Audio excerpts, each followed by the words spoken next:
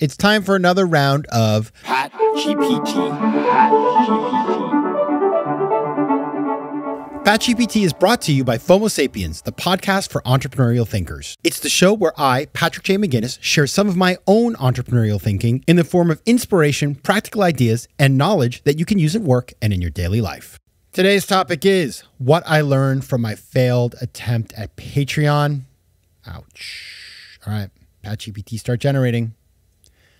Oh man, this is not a fun one. It just isn't, because it's so embarrassing. That's why I'm doing it, because I feel ashamed of how crappy my Patreon experience was, which is my own fault, by the way. I'm not blaming Patreon for this. But we had a really crappy Patreon launch. It was 2021. It was a weird time in the world. I'm blaming this on COVID, people.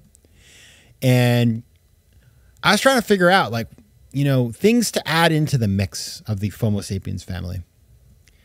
And my team felt very strongly that we should do a Patreon. Now, if you don't know Patreon, Patreon is this thing where creators, you kind of subscribe to this website and they give you things, free things.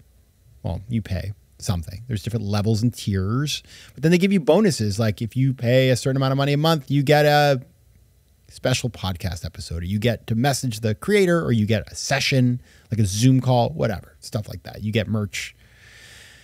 And my team really felt the Patreon was a great idea.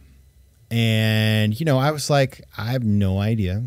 I've seen it work, but I don't know. Convince me. And they put together some proposals, and I said, you know what? Nothing ventured, nothing gained. Let us do the Patreon. Well, let me tell you a little something. It was a disaster. I mean, we went out and promoted it on FOMO Sapiens and our newsletter and stuff. I'm going to tell you, this is so embarrassing. I think I got 2 subscribers. My mom and my friend Rosa Hong. Thank you, Rosa. You're the best. That was it. Nobody else. And I have to say, I felt really crappy about that. I was like, wow, what is going on here? Like, people do not like me. People do not like this Patreon. What a bad idea. I have failed. I mean, I felt a lot of feelings. I just felt like I just wanted to just put it away and never think of it again, which is exactly what we did. I was like, let's kill this now. This sucks. Thank you, Rosa and Mom, but we're not doing this. And so we shut it down very quickly thereafter, and we've never spoken of it again. It's like Voldemort. So I want to talk about what I learned from that experience and why I went wrong right after the break. FOMO. All right. I'm talking about my crappy Patreon, which, by the way, I just want to say, I haven't even heard the word Patreon since then. Maybe I'm blocking out because I have trauma. But yeah, it sucked. Now, here are the 4 things that I learned. Here are the 4 things I learned from this crappy experience. Number 1 is, you know, FOMO. This was a pandemic trend. This was like a moment in time. Everybody was doing these things. And I was like, well, if everybody's having success, like, you know, maybe I should try it too. But I didn't really know why I was doing it. And I think that the FOMO, watching other people and saying, well, if they're doing it, I can do it too, and I can be successful. Like, I should know better. Patrick, you should know better. But that was a huge issue because it wasn't well thought out, obviously. And it was driven by a desire to do what other people were doing successfully and thinking I could do the same without really knowing why I was doing it. Okay. That leads me to number 2, related, but a little different, which is, listen, this was not my idea, and that's okay. Lots of good ideas. I get great ideas from people all the time. But I didn't really believe in it. Like, I had always thought Patreon was cheesy. And so, like, I felt weird actually asking people to sign up because I was like, why would anybody want this thing? Which, you know, I'm glad that I recognize that. It's a pretty honest feeling. It's not like I'm some lunatic who thinks I'm perfect and everybody should just want my things. But I do think that just not really believing in it and feeling a little bit like it was cheesy, that was a problem too. Because number 3, you have to commit.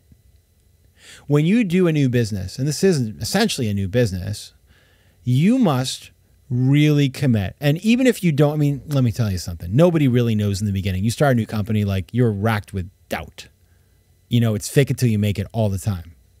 But you have to generally feel like you're offering something somebody would be willing to pay for and that you're willing to deliver. Right?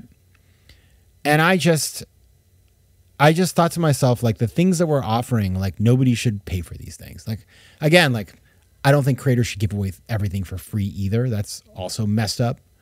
But it was like, I don't remember all the perks, but it was just stuff that I asked my team. I'm like, nobody wants this. Like, people do not care about this thing that we're going to give them. They're not willing to pay for that. Maybe they'll sign up because they just want to be nice. That didn't work either, by the way, except for Rosa and my mom. But I think you have to really be committed to it and believe in it and go all in on it. And had I really believed in this, I would have stuck with it. But the minute we had a spectacular failure, I was like, pull the ripcord. Let's get the hell out of this one. That is not commitment. Finally, ego. What I learned, this was the part that's so interesting. And I don't think like we all have ego, right?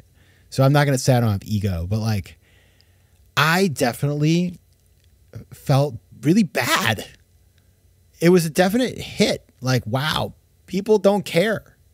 And I don't think that's true, by the way, because you guys write me, you reach out, you listen to the show, all that sort. It's not like that. But I was kind of like, I just kind of figured like, we'll make it work. You know, people listen to the show, they'll be interested. Like, even if it isn't that great, like we'll get some people and then we'll figure it out. And we'll make it good and we'll talk to them and we'll bring a product to market that people really value. Well, no. And so the ego hit on that one. Again, I just was like, let's kill it right now and just never think of it again. I haven't thought about it until today. Like I was thinking about what to talk about today. And then I was like, oh baby, that sucked. And I feel like talking about it today is a little bit of my therapy. So yeah, not a great experience, but that's what happens actually. That's the thing about all this stuff. Anytime you put out something new, like it's going to succeed or fail, but like you're not going to know in the beginning. So if you believe in it, you stick with it. If you don't, you just move on. All right, those are my things. FOMO, you got to believe in it. You have to commit, and you just got to recognize ego is in the mix. See how that plays out. All right, everybody, I'll be back on Thursday with another episode of FOMO Sapiens. If you have thoughts, or you just want to tell me something nice to make me feel better, find me on email at letsconnect@patrickmcginnis.com, on Twitter at PJMcGinnis, and on Instagram at PatrickJMcGinnis. See you on Thursday, FOMO Sapiens. And PatGPT, stop generating. FOMO. FOMO Sapiens is recorded in New York City. Theme music is by Mike McGinnis, and editing and post-production is by Josh Elstro. If you like today's show, please be sure to rate it and recommend it to your friends. And as always, you can find me at FOMOSapiens.com and at PatrickMcGinnis.com. To advertise on FOMO Sapiens, reach out to contact@FOMOSapiens.com.